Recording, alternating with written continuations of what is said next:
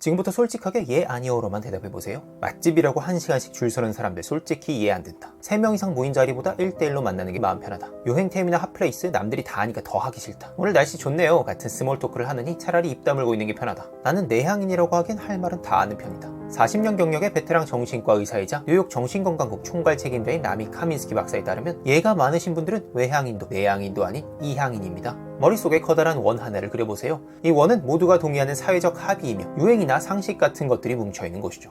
외향인은 이 원의 한가운데로 뛰어들어 주인공이 되고 싶어합니다. 반면 내향인은 원의 가장자리에 서 있기를 택하죠. 하지만 중요한 건 내향인도 시선만큼은 여전히 원의 안쪽을 향해 있다는 점입니다. 외향인은 어떻게 하면 저 원에 잘 낄까를, 내향인은 어떻게 하면 저기서 거리를 둘까를 고민하죠. 그런데 이향인은 다릅니다. 이향인 역시 몸은 원 안에 서 있습니다. 하지만 그들의 시선은 원의 중심이 아니라 원 밖을 향하고 있죠. 남들이 원 안에서 지지고 볶고 울고 웃을 때 이향인은 고개를 돌려 원 밖의 다른 세상, 자신만의 세계나 남들은 보지 못하는 세상을 바라봅니다.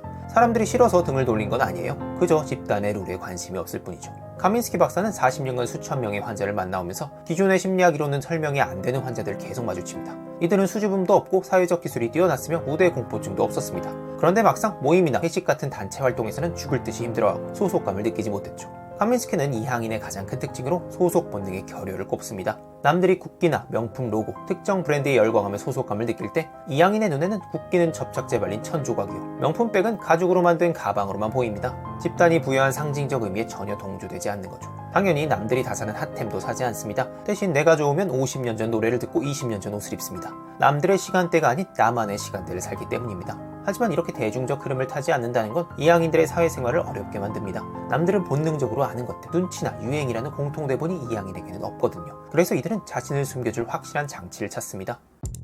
예를 들어 이향인은 파티에서 춤추는 건 싫어하지만 DJ 부스 안에 들어가는 건 좋아합니다. 발표나 강의를 하면 무대 체질이란 소리를 듣죠. 사실 이향인들을 가장 지치게 만드는 범위는 따로 있습니다. 바로 목적 없는 잡담, 스몰토크죠. 주말에 뭐 하셨어요? 점심 식사는 하셨어요? 우리는 이런 말을 예의라고 배웁니다. 인류학자 말리노프스키는 이런 대화를 친교적 언어라고 표현하죠. 원숭이들이 서로 이를 잡아주는 털고르기처럼 나는 당신을 해치지 않아요 라는 신호를 보내는 행위입니다. 하지만 이향인에게 스몰토크는 의미 있는 정보 따윈 없는 소음일 뿐입니다. 그래서 이향인들은 아주 독특한 대화 패턴을 보여요. 처음 만난 사람에게도 코드가 맞다 싶으면 중간 과정을 다 생략해버립니다. 요즘 넷플릭스 뭐 보세요? 가 아니라 당신의 인생을 바꾼 가장 큰 상처는 뭔가요? 이런 무거운 주제 딥토크로 바로 다이빙해버리죠. 단체 카톡방의 알림은 공해처럼 느끼지만 마음 통하는 친구와 단둘이 있을 때의 침묵은 가장 완벽한 대화라고 느끼고요. 그렇다면 원치 않는 상호작용에 지쳐버렸을 때 이향인들은 어떻게 할까요? 여기서 사람들의 평이 엇갈리는 이향인만의 필살기가 나옵니다. 회식이나 모임 도중에 작별 인사도 없이 연기처럼 사라지는 거죠. 나 먼저 갈게, 오늘 즐거웠어, 이런 인사를 생략합니다.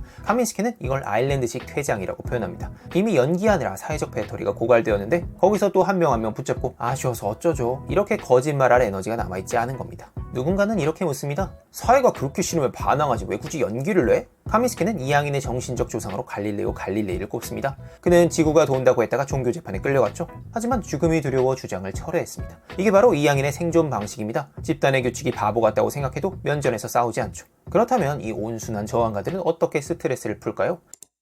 이향인은 남들이 꼬치꼬치 캐무는 걸 싫어하는데요. 그래서 주말에 뭐 했어 같은 질문에 일부러 이렇게 대답합니다. 그냥 푹 쉬었어요. 사실 볼링 대회에 참가하고 왔음에도요. 점심 뭐 먹었냐고 물으면 그냥 근처 식당 갔어요. 사실 식사를 건너뛰었는데도요. 카민스키는 이를 이향인식 공격행위라고 부릅니다. 내 사생활은 내 거야. 남들에게 100% 투명하게 공개하지 않겠어. 이런 무언의 선언이죠. 이런 이향인도 장점이 있을까요?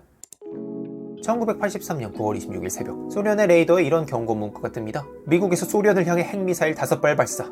불과 3주 전 소련이 대한항공 007편을 격추해 냉전의 긴장감이 최고조에 달해 있던 시기였습니다. 매뉴얼대로라면 당장 상부에 보고하고 맞불 핵을 쏴야 했습니다. 당시 벙커 안의 모든 사람들도 패닉에 빠져 빨리 상부에 보고하라고 아우성쳤고요.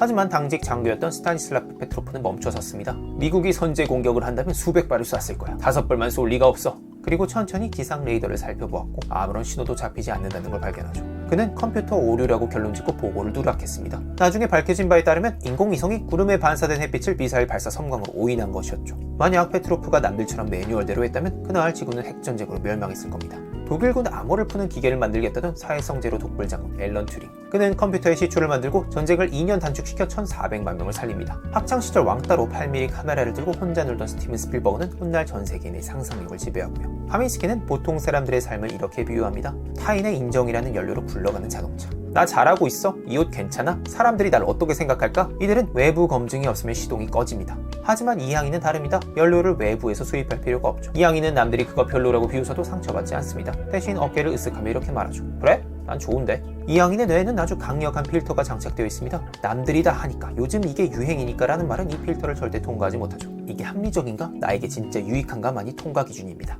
많은 사람들이 오해합니다. 이항인? 공감 능력 떨어지는 소시오패스 같은데? 하지만 카민스키는 말합니다. 이항인이야말로 가장 순수하고 완벽한 공감을 할 수 있다고요. 많은 사람들이 공감을 이렇게 착각합니다. 야, 너 마음 다 알아. 나도 겪어봤어. 얼핏 보면 따뜻해 보여요.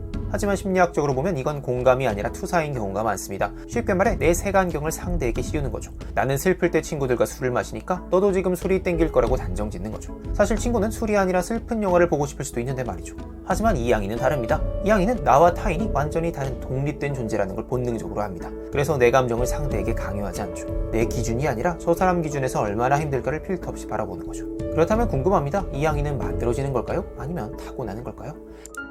보통 아이들은 4살쯤이 되면 우리 같이 놀자 이렇게 무리를 짓습니다. 하지만 이항인 아이는 달라요. 친구들 틈에 앉아는 있지만 시선은 오직 내 장난감, 내 블록에만 꽂혀 있습니다. 선생님이 말해요. 친구랑 같이 놀아야지. 아이는 속으로 생각합니다. 난 혼자 하는 게 더 재밌는데. 이항인의 뇌는 태어날 때부터 관계보다 탐구에서 즐거움을 느끼도록 설계되어 있습니다. 더 재밌는 건 이항인 아이들이 또래보다 어른을 더 좋아한다는 건데요. 또래 아이들의 유치한 장난보다는 말이 통하고 논리적인 선생님이나 어른들과 대화하는 걸 훨씬 편안해합니다. 왜 이런 차이가 생길까요? 카민스키는 그 원인이 뇌의 보상 시스템에 있다고 말합니다. 일반적인 사람들의 뇌는 잘했어, 멋지다 이런 칭찬을 들을 때 도파민이 터집니다. 그 쾌감 때문에 하기 싫은 일도 억지로 하고 남들 비위도 맞추는 거죠. 하지만 이항인의 뇌는 이런 사회적 보상에 반응하지 않습니다. 남들이 박수갈채를 보내도 그래서 뭐? 라는 반응을 보이죠. 아무리 칭찬해줘도 스스로 만족하지 않으면 별 기쁨을 못 느끼는 겁니다. 그래서 이항인 아이들은 너 그렇게 하면 사람들이 싫어해 이런 협박이 통하지 않습니다. 그래서 어른들에게 고집 세고 말대꾸한다는 소리도 많이 들어요. 선생님이 시키니까 하는 게 아니라 그 말이 논리적으로 맞아야 움직이니까요. 이제 조금 현실적인 이야기를 해볼까요? 많은 이항인들이 직장에서 우울증을 앓습니다. 일이 어려워서가 아닙니다. 바로 이 지옥의 단어 때문이죠. 팀워크. 하루 종일 이어지는 회의, 앉아있는 시간을 중시하는 문화, 성과보다 사내 정치가 중요한 조직, 이런 곳은 이항인에게 무덤입니다. 카민스키는 3가지 대안을 제시해요. 첫째, 전문직 프리랜서입니다. 컨설턴트, 개발자, 디자이너, 작가. 조직의 부품이 되는 대신 조직과 대등하게 계약을 맺는 관계가 되라고요. 둘째, 조직 내 전문가입니다. 법무, 감사, 특수 연구직처럼 남들이 간섭 못하는 분야를 파고드세요. 셋째, 차라리 리더가 되는 방법입니다. 스티브 잡스나 일론 머스크의 성공 비결이 사교성은 아니었으니까요. 이항인에게 돈은 자유입니다. 세상이 나를 귀찮게 하지 못하게 만드는 방어막이자 안전장치죠. 상사가 부당한 짓을 하거나 억지로 싫은 회식에 끌고 가려 할 때 언제든 웃으면서 그럼 관두겠습니다 라고 말할 수 있는 힘. 그 경제적 자유가 있어야 이항인의 영혼을 지킬 수 있습니다. 카민스키는 말합니다. 그러니 남들 다 사는 유행템, 보여주기식 결혼식, 체면칠의 소비 같은 건 싹 끊으라고요. 그 돈을 모아 취미와 독립을 위한 자금으로 만들라고요. 그는 말합니다. 이항인 여러분, 당신은 오케스트라의 바이올린 연주자가 아닙니다. 무대 중앙에서 홀로 연주하는 피아니스트죠. 그러니 남들과 박자를 맞추느라 에너지를 너무 낭비하지 마세요. 당신만의 곡을 연주하세요. 처음엔 그 소리가 외롭게 들릴 수도 있습니다. 하지만 언젠가 누군가는 당신의 연주를 듣고 이렇게 말할 수도 있어요.